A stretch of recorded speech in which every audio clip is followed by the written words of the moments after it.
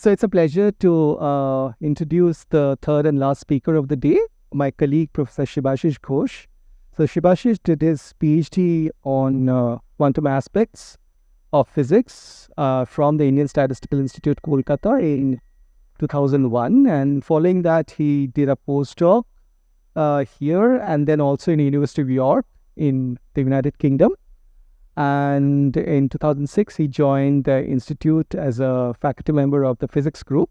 So Shibashish's interests cover the entire spectrum from quantum optics, quantum computation, quantum information, and so on. And today he's going to talk about photon interferometry. So you have already heard a bit about quanta from Joy's talk. So Shibashish is going to go a little more deep into this quantum aspect of light. So Shibashish. Thank you, Shitab. Okay, so good afternoon to everybody. So what I am supposed to talk about is the notion of interferometry, interference basically of light, if you consider quantum aspects of light. Now this is, as I understand that most of you are from school level. So at school level, I find it very difficult to convince, at least technically, aspect of quantum physics. So I'll try to motivate you with some figures, pictures, etc. So I'll try to convince you why quantum features of light are important, and then a little bit physics about it, and let's see where we can go further. Okay, so interference effect, that if we look at, if I throw some particle on water, it will create water waves. And then if two such water waves are there, you can see that there is some pattern forming out of it. So this is what is known as interference of water waves. So any two waves, be it water waves, sound waves, whatever, so they will interfere. Okay. Light is also, you can think of it as an electromagnetic wave, and like other waves, it will also interfere. And there are some aspects of light which we can understand by looking at interference of light. Okay, so light, as you can see, there are plenty of sources of light. It can be sunlight, it can be this, this light which you look at. There can be tiny light, it can come from very, very far away object, and so on and so forth. So the point is that the light that we can see, which is, again, as I said, light is an electromagnetic wave. So this is called visible light because that is the light we can see. So visible light, every wave has a notion called wavelength. Okay? So you can think of it like, it's a jiggle of thing, something which is like water waves. It is going up, coming down, etc. And then between two such maximum point, there is a difference length which we call as two consecutive points. So you call it as wavelength. And it has also frequency in the sense that, within 1 unit of length, how many such complete waves are there. So, light is that kind of electromagnetic wave, this visible light, which is a very, whose wavelength falls under a narrow band, okay, which is something like 400 nanometers to 750 nanometer. That is the range of visible light. Okay, so it can be like, for example, from violet to red. So that is the range of light that we can get to see. So this is the visible light range. Outside of that, outside of this range, there are plenty of other electromagnetic waves, X-ray, gamma ray, etc., which we don't get to see because our eyes, human eyes, cannot detect that kind of electromagnetic wave. But there are plenty of other electromagnetic waves outside this wavelength, which do exist and which are also quite important. So, visible light I can see, I can detect, etc. Other electromagnetic waves like X-ray I can't see, but it has effect, because if you put your hand under X-ray machine, there is some photographic plate, X-ray plate, which will take the photo of this thing. So even though I can't see it, the X-ray, but still it has effect. So, for example, so as I said, light is actually electromagnetic radiation, like from sunlight, from this light, whatever. So this electromagnetic radiation it is in terms of waves, and this has, it has a broad range. It is like it has this, so many zeros are there. So 1, 2, 3, 4, 5, 6, 7, 8, 9, 10, 11. 10 to the power minus 11 meter, which is called gamma rays, to 1 meter, which is radio waves, which in radio what we get to see. So it's a very broad range, electromagnetic wave. Okay. And within this broad range, as I said, there is a very tiny range from these 400 nanometers to 700 nanometers, for example. So 400 is for violet light and 700 nanometer is for red light, and that is visible by human eyes. So 1 nanometer is basically 1 billionth of a meter. So basically 10 to the power minus 9 meter. Okay. Just outside of this visible range, there is this infrared, whose wavelength is slightly less than these, slightly greater than these, red light and red light wavelength, and ultraviolet, whose wavelength is slightly less than the violet light. So there also, that kind of light, electromagnetic wave also is considered to be visible light, but not much, not beyond that. Right. So,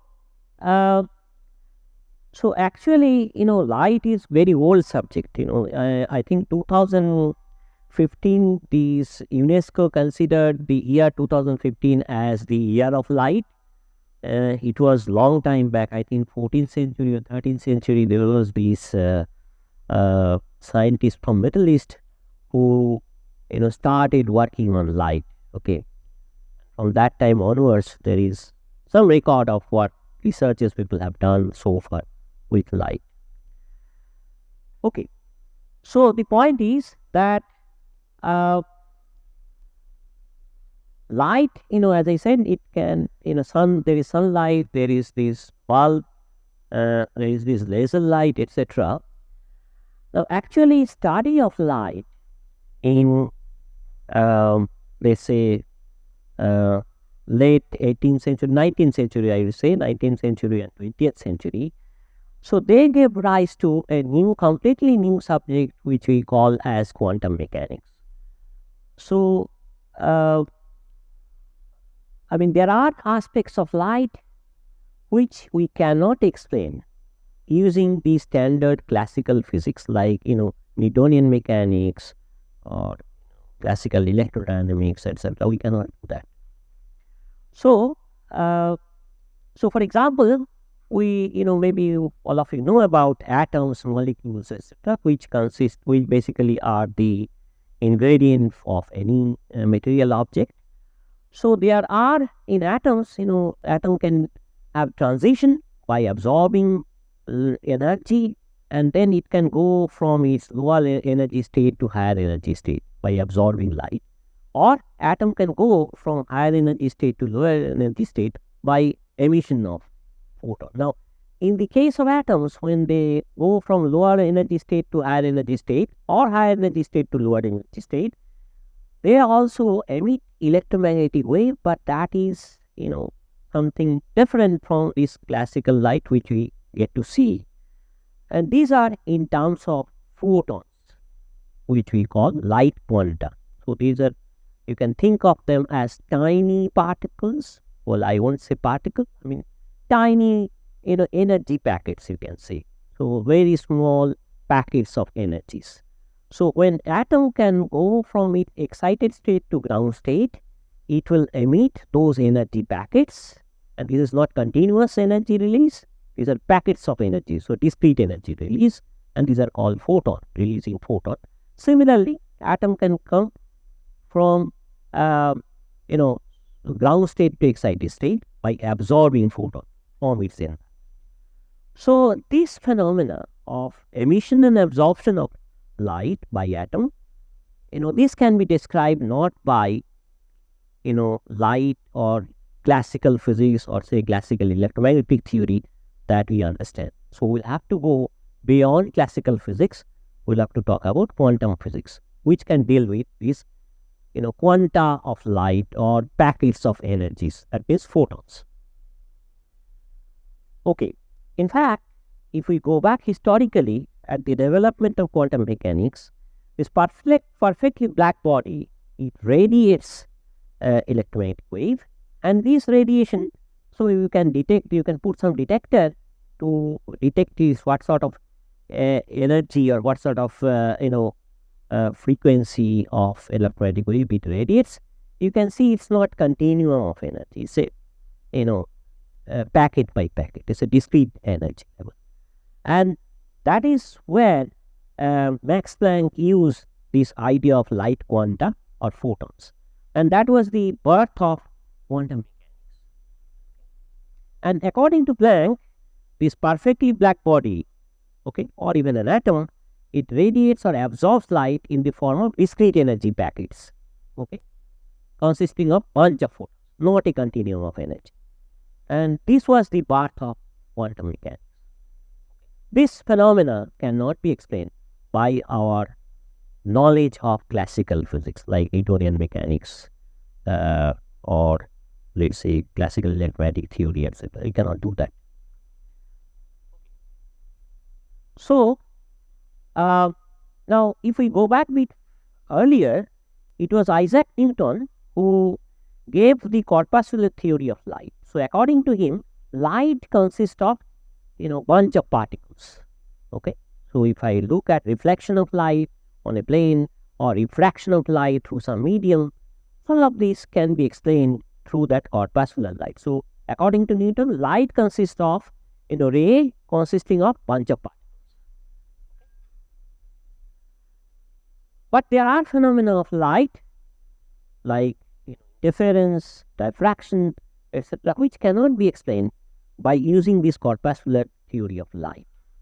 And then it was this Christian Huygens who described light as waves, like water waves. So it can have interference, diffraction, etc.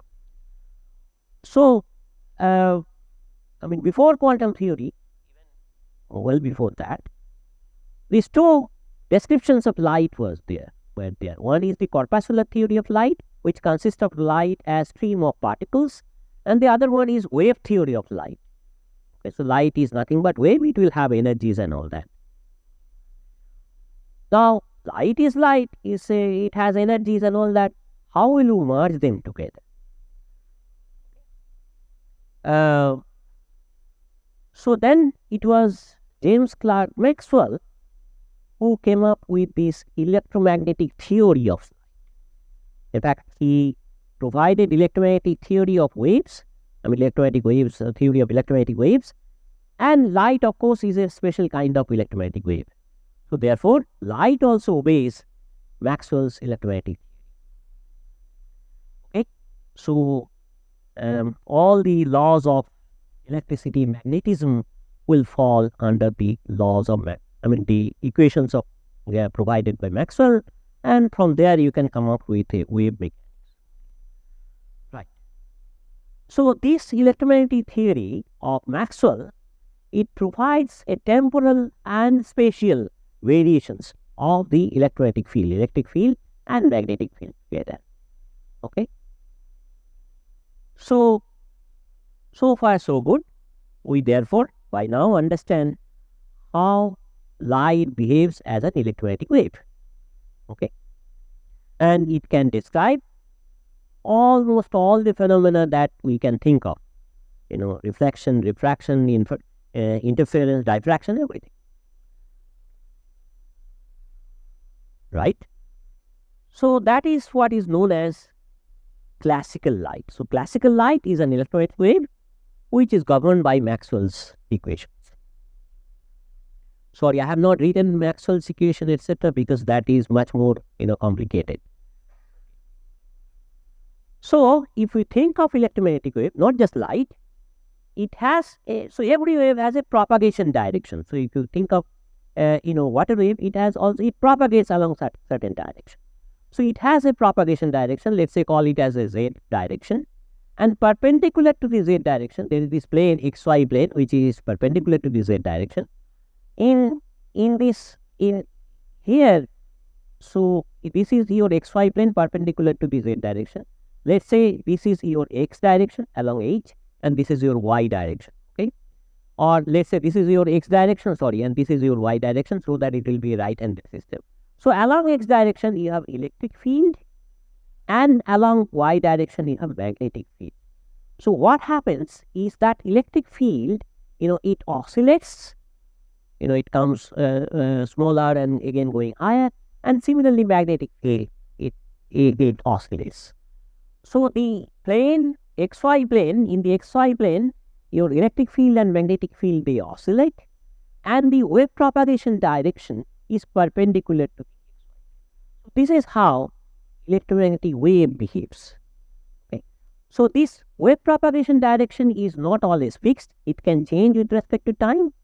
But if we take simple wave, which is called plane wave, then this is the behavior. Right. So, okay. So the electromagnetic field, basically it is the behavior of this electric field and magnetic field, and how do they affect each another with respect to time and space. So this is again the spectrum of electromagnetic wave. It's a very large spectrum. So this is the frequency. So frequency, you can think of it like 1 by time kind of thing. So this is 1. So this hertz is the basically 1 by second. Okay. So from 1 hertz to 10 to the power 25 hertz, this is the frequency. So the electromagnetic wave falls under this frequency range. So where you see that here you have radio waves, which has a small frequency, and gamma rays, which are quite large frequency. In between, you have television waves, you have microwaves, you have radar waves, infrared rays, ultraviolet, X-ray, etc., etc. So if you look at this small range of frequency, okay, this very small, tiny range, this is your visible light from violet to red. And here I said this is photon energy. So basically here, if you think of the this light consisting of photons, then the energy of photon, which is given in terms of the electron volts. So this is the visible. So you see the visible range is very tiny. Outside of that, there is a whole lot of electromagnetic waves there, which we don't get to see. But it has effect. That we can't see does not mean that such electromagnetic waves do not exist. Okay. So how electromagnetic waves are generated? Let's say I put a particle or throw something on water, it will create water waves. So how electromagnetic waves generate?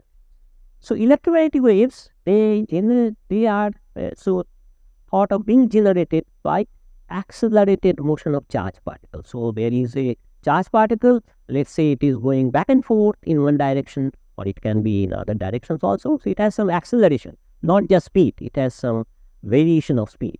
So accelerated motion of charge particles will give rise to electromagnetic wave. That is the standard notion of source of generating electromagnetic waves. And this is what is well accepted in classical theory of light. Unfortunately, there are frequencies above the microwave range. So if I go back, this is your microwave range, like 10 to the power 10 frequency above microwave range, and particularly with this visible range here. You see, so there you know that the light you take there, or the electromagnetic wave you take there, so this cannot be explained in general in terms of accelerated motion of charge particles. So you need some other notion or some other phenomena to describe the source of electromagnetic wave. So for electromagnetic wave in this range, or even atom coming from ground state, going from ground state to excited state, or excited state to ground states, there this idea of generating electromagnetic waves through charged particles, accelerated charged particles, does not arise because atoms are chargeless. They are neutral. So you cannot say that because atoms are oscillating, therefore it will generate electromagnetic wave. So for such kind of electromagnetic wave, you need a different notion to describe the source of electromagnetic wave. It is not the motion of accelerated charged particles. And there comes the idea of photon to come up with these such kind of electromagnetic waves. Here, this accelerated motion of charged particle cannot describe. And so the idea of photons, so you think of electromagnetic waves as a motion of a bunch of photons. Photons are not charged particles. So there it will provide you better description of the corresponding electromagnetic waves. Okay. So this notion of photon, of course, it was given by Max Planck back in early I would say 20th century, and then 1905 it was this Albert Einstein who used this notion of quanta of light or photon to describe what is known as photoelectric effect. So photoelectric effect is something like you have a metallic particle, a metallic plate, and then light comes in. Sometimes you get to see that some electrons are going out of this. So think of metal. We generally have this idea that on its surface there are some free electrons. So electrons are the carrier of the current, electrical current, because they are charged particles. So what happens is that if I throw light, specific kind of light, on a metallic plate, under certain conditions, what happens is that electrons get ejected from that surface of the metallic plate, and because there is a motion of electron, you can capture it through some electrical circuit. So there will be some current passing through that circuit. So this is what is known as photoelectric effect. It does not happen every time. So if your light has a specific frequency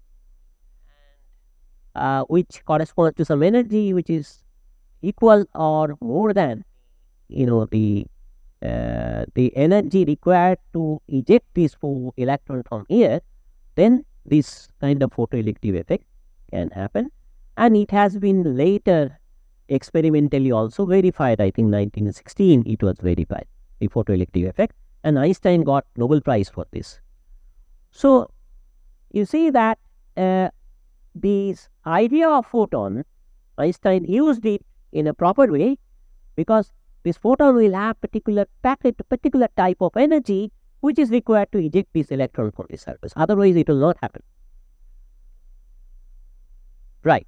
So this was the first use of the quanta of light, like photon, to explain something which really happens in nature, namely the photoelectric effect.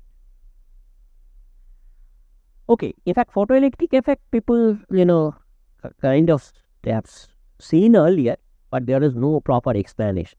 So it was Einstein's quantum theory which was used to explain the photoelectric. Okay. So now you can say that, well, visible range of light, it consists of photons. So where is the, why don't we get to see by naked eye these photons? Where is the problem?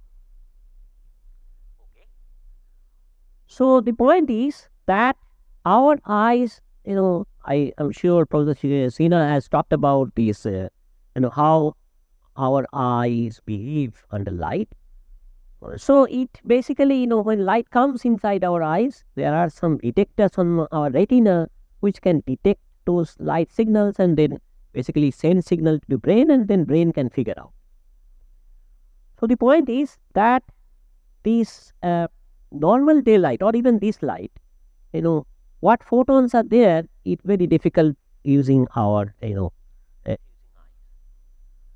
because huge bunch of photons. So it is very difficult to isolate photons one by one in this normal light, particularly in daylight. But sunlight, which is very useful. We know that sunlight is used for this process, chemical process, which is called photosynthesis. So sunlight comes, it is being absorbed by the green plants, and then they use this chlorophyll, and then basically use this chlorophyll to process sunlight, and then from there it will create carbon and oxygen, etc. Okay. So that process is very, very quantum in nature, this photosynthesis process. Why? Because when the sunlight comes, what happens is these chlorophyll which are there on the leaves of these green plants, they absorb this chlorophyll in packets of photons.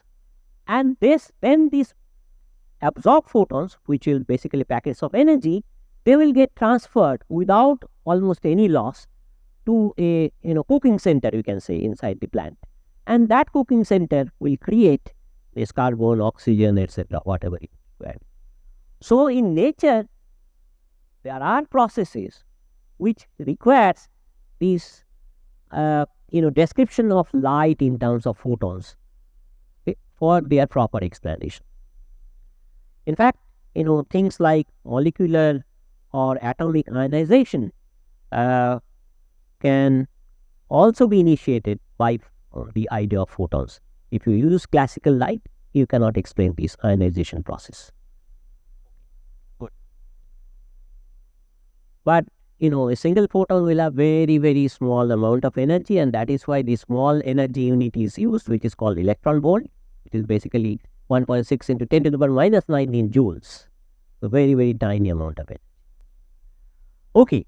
So given this, this idea of photons now, let me try to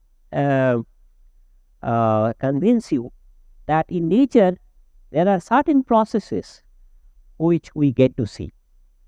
Not always, but at least at the microscopic level we get to see.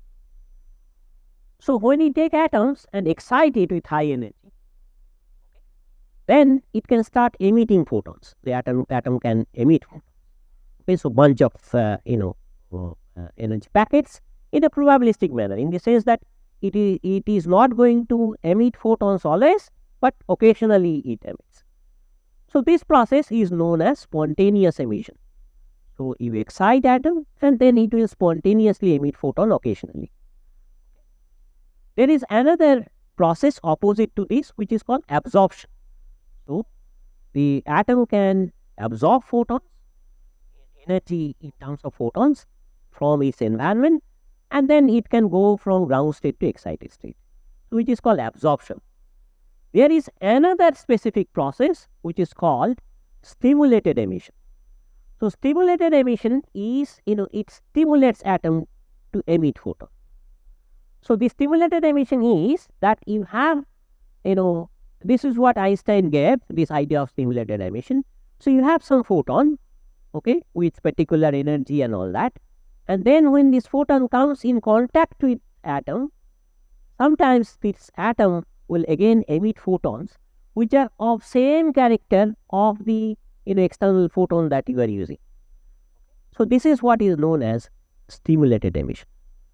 So when I consider light as a quantum light, that means consisting of photons, okay, then, and if it interacts with material particle like atom, molecule, etc., these are the three processes that you get to see: spontaneous emission, absorption, and stimulated emission, okay, and combinations thereof. So this idea of stimulated emission is actually used in laser light, this directed light. So this laser light, whose full form is light amplification by stimulated emission of radiation, because electromagnetic radiation, light is electromagnetic radiation, and this laser light is monochromatic, that means only one frequency is there, This natural light, it has plenty of frequencies, a lot of frequencies. So monochromatic light is only one frequency, directional, because this light is spreads all over. Laser light like this one is unidirectional and also coherent. So there is some idea of coherence there. Let me not go into that details. So this laser light is an idea, or is an artifact of this notion of stimulated emission of atoms. Okay, so let me now go to this notion of interference, which I am supposed to talk about. So as I said, interference we get to see even on a water body. If I throw some particle, there will be water waves and they will start interfering with. So here, of course, okay, so before talking about this, so light as bunch of photons, this can be described by quantum theory, okay, because okay, so it has both wave and particle behavior. Similarly, it has been shown that if I take massive particles like electron, proton, etc., they also, although they are particles, they have masses, they also behave like waves in different occasions. So photon, which we generally consider them to be massless, raise mass 0, but electrons, which has mass. So both of them, these are microscopic particles, both of them have both particle nature as well as wave nature. So quantum mechanics actually describes the behavior of photons, behavior of electrons and microscopic objects, or their interactions together, without considering whether they are particle or wave. In quantum theory, all the phenomena of wave nature of photon, or particle nature of photon, wave nature of electron, or particle nature of the electron can be described completely. Okay. So here in this case, there is electron being gun, so it ejects electron one after another. It can be photon gun also, it ejects photon one after another. So these electrons are coming. You can think of this as photons also. Same phenomena will happen. So here is a basically a two slits are there. This slit and this slit. So it goes. I don't know through which slit it goes. And then here is the screen. So you detect the electron. Here are the detectors on the screen which detects the electron, and see that with interference pattern. So basically, this interference pattern means how many electrons are being detected at this position, how many electrons are being detected at this position, so on and so forth. So there is, you can see these are the dark lines, and in between there are these, white lines. So these white lines corresponds to what is known as destructive interference. Two waves, they are coming opposite to each other, so they are out of phase, so there is destructive interference. And two waves, when they are in phase, they have this constructive interference. So these electrons, I don't know if you think of one electron at a time, you can get to see this kind of feature on the screen if you keep on observing this. So this is what is known as interference pattern.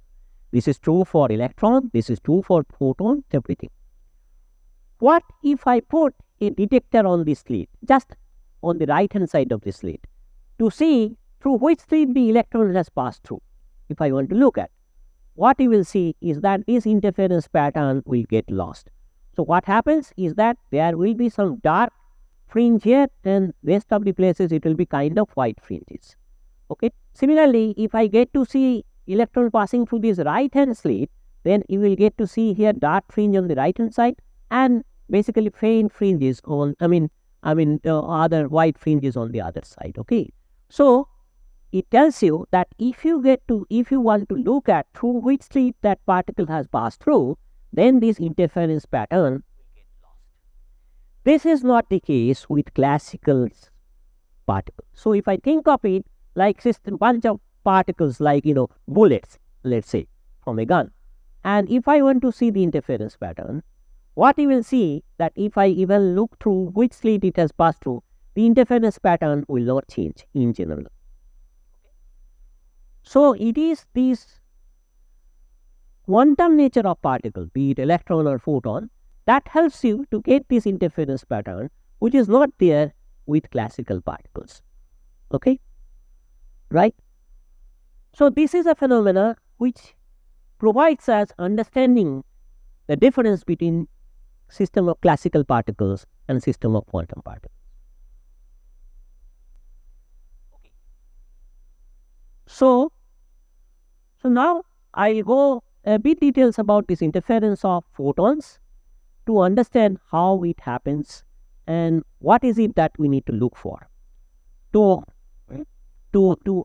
understand in a better way how is it different from the classical interference of waves. So let's say I have, this is called helium neon laser. Again, laser light, as I said, it is created through the idea of stimulated emission. So this is a source of laser light. So this is your light, laser light coming here. So this is a beam splitter. What is a beam splitter? Think of a mirror. So mirror, when light comes on a mirror, generally it reflects. But if I have a mirror whose the other side is not perfectly coated, so that some light can pass through. Okay, so a beam splitter is like that mirror which allows also some light to transmit through it. So this is a idea of beam splitter. Okay, so if I take a beam splitter, so light can be reflected or it can get transmitted. Okay, now light is light. Let's say this is lossless beam splitter. That means no light is absorbed by this. Also, no extra light, comes through here. So light is coming here. Okay, so it gets transmitted and some part gets reflected. So if I take the intensity, that means energy of this output transmitted light plus energy of this reflected light, I'll get the energy of the input light. So there is no loss, no loss. And then I put some detectors. So these are called single photon detectors. So there are sophisticated detectors people have built which can detect a single photon one by one. How does it do? So let's say photons are coming one after another, and this detector, it consists of some kind of diode. So earlier days on transistor, you have this idea of diode. So when photon comes, it hits on this diode like this photoelectric effect. So then this diode means, think of it like it's a kind of metallic plate, not exactly metallic plate. So then electron gets ejected from here, bunch of electrons. Then this bunch of electrons again hit another plate, which will eject even a larger bunch of electrons, so on and so forth. So with a single photon, you will have a bunch of electrons which will move, and then you can detect it as a current. So that is called photo avalanche or avalanche photodiode. So single photon, you can detect this current there. But of course, it is quite sophisticated. You'll have to do it in cryogenic temperature, very small, low temperature and all that. But in principle, it is possible.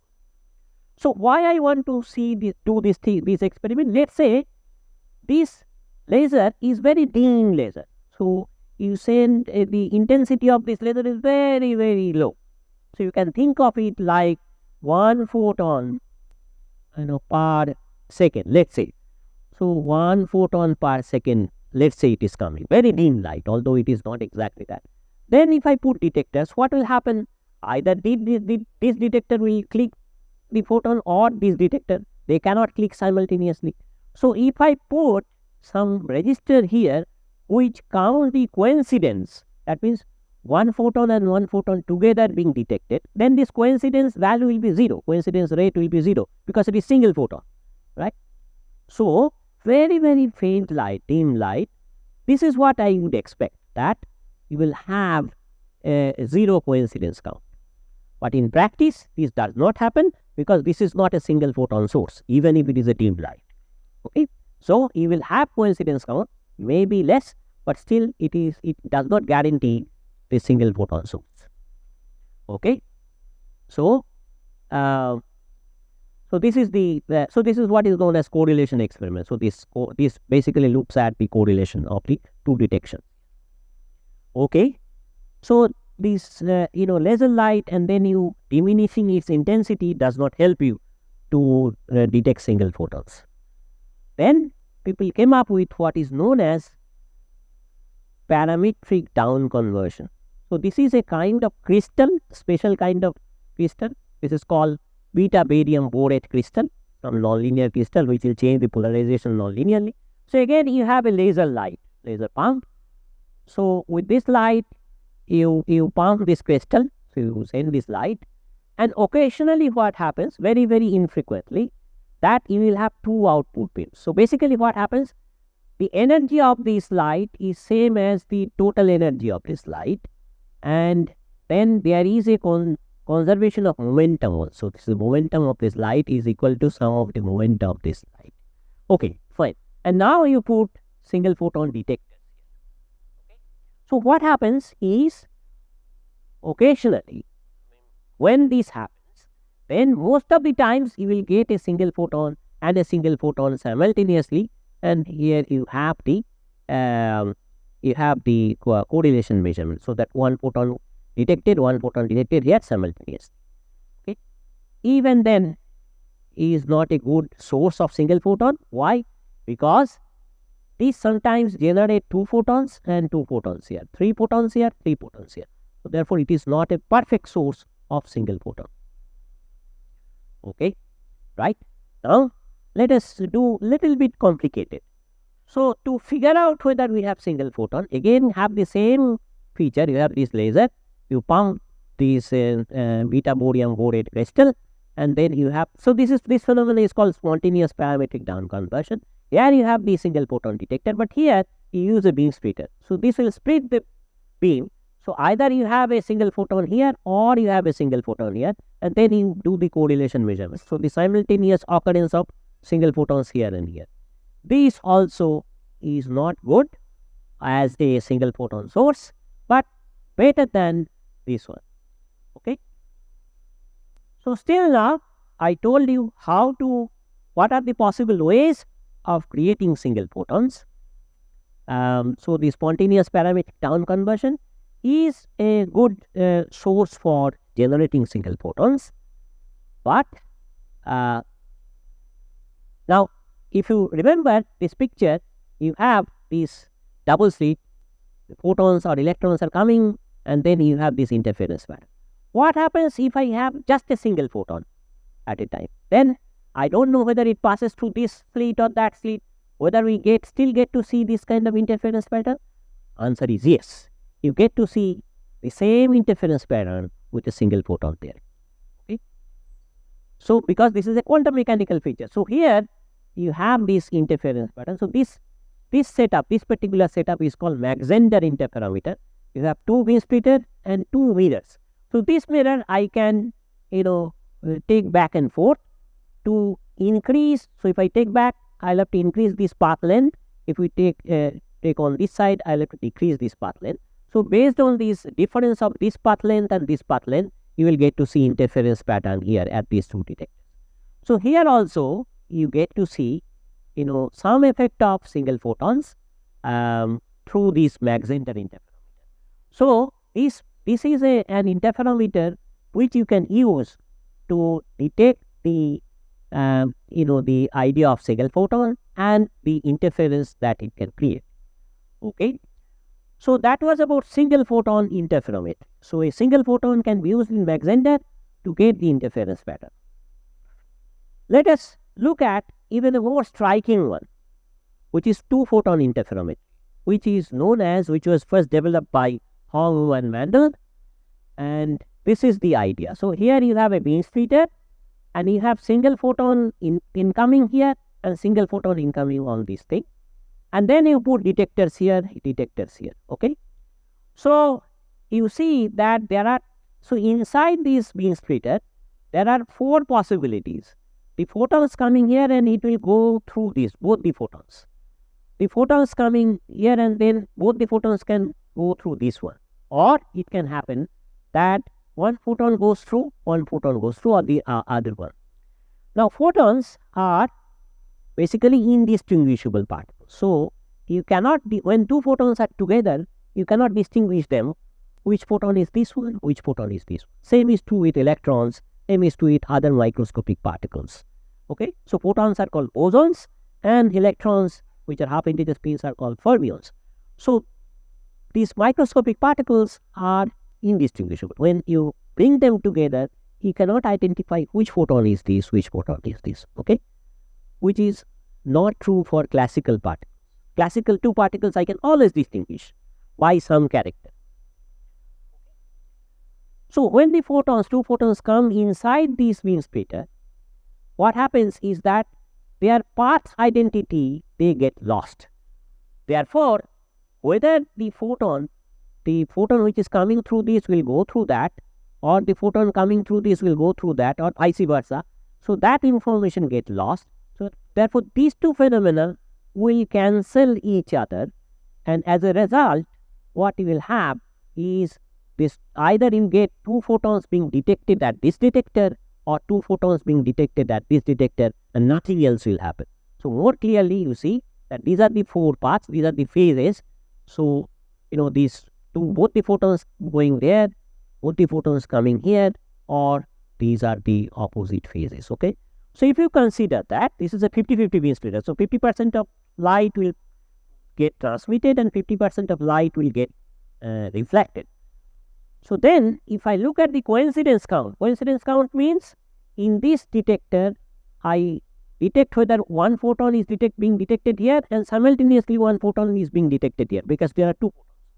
So the coincidence count, you see, it comes out to be minimum at some point. Okay. So in this particular experiment, this is actually, people have done this experiment, Auger-Mandel experiment. You see that coincidence count of one photon being detected here and one photon being detected here is 0, and therefore both the photons either will be detected here or both the photons will be detected here. Okay, and this has been verified experimentally several times. This is not true in classical world. If I take two classical particles, of course there will be possibilities where two particles are being detected or two particles being detected, but there will be also coincidence. One particle being detected here, one particle being detected here. So that coincidence possibility will not be 0.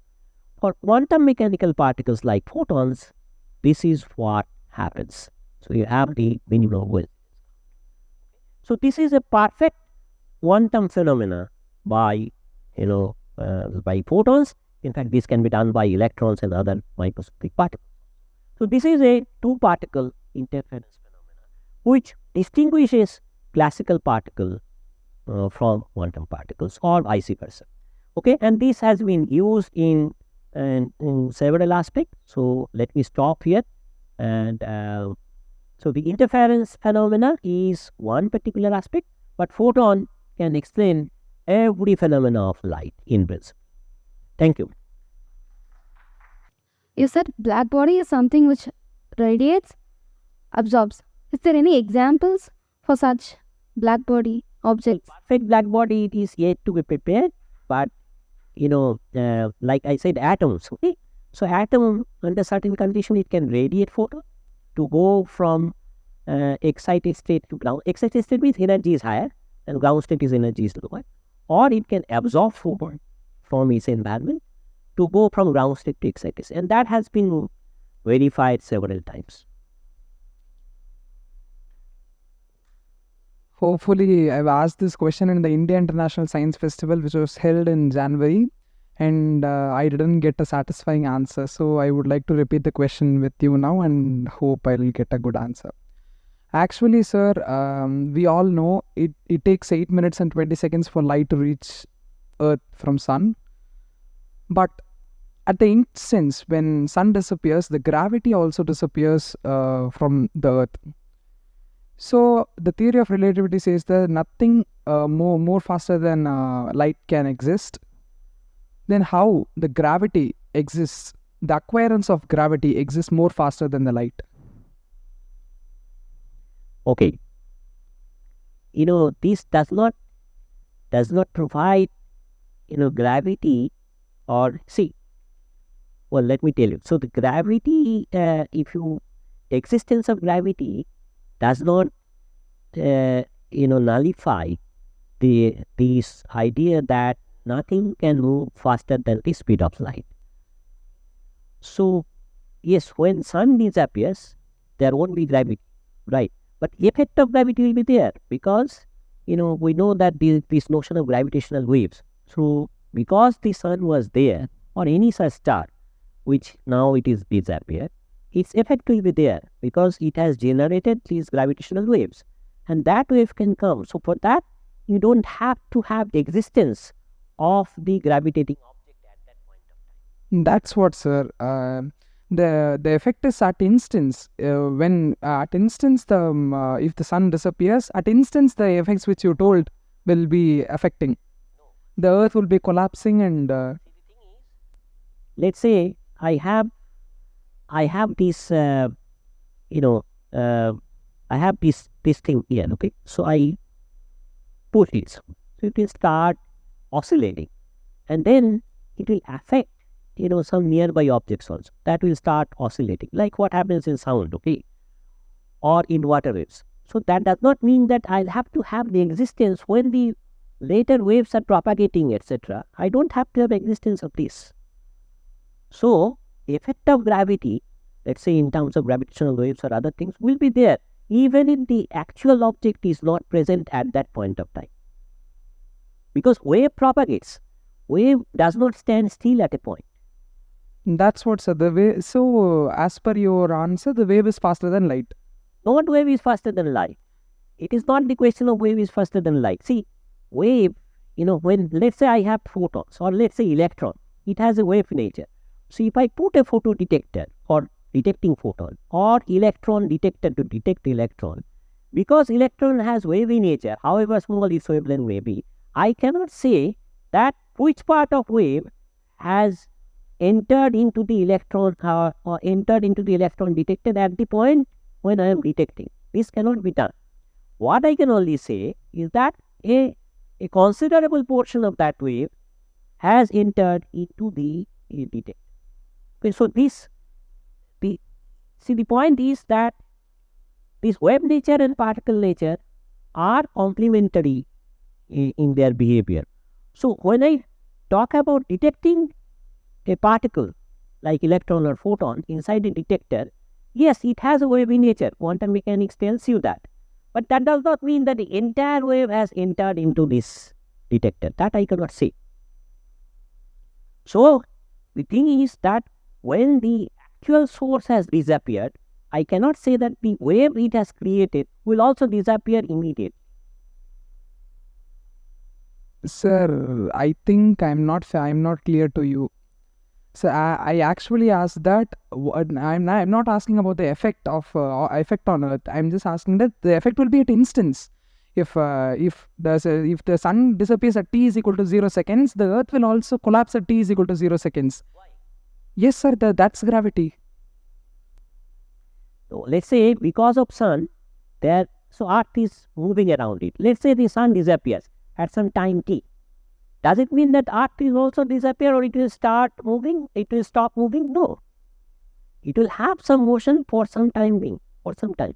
Maybe it has a deviated motion, but I cannot claim that the motion of Earth or even the existence of Earth will it will finish at that moment of time. Sir, I think we can demonstrate this by holding a thread and a ball and rotating it, conserving the angular momentum. If I suddenly leave the thread, the ball would lose its point. Say that action at a distance, any physical action, okay, it will take time to reach at a point where I want the action to be performed. So it cannot happen instantaneously. So you're telling that even if the gravity disappears, it would take a time dt, Yes, and the dt time is lesser than the speed of light. that is a different issue. Whether it is lesser than speed of light, etc., that's a different issue. But whenever sun disappears or the gravitating object disappears, it doesn't mean that the other objects on which it has its effect will also disappear immediately. No, sir. Having sun as a center point, the Earth and other planets revolve. So it should be logical that if sun disappears, the gravity also should disappear at instance. It disappears, but the effect of gravity will still be there for some time.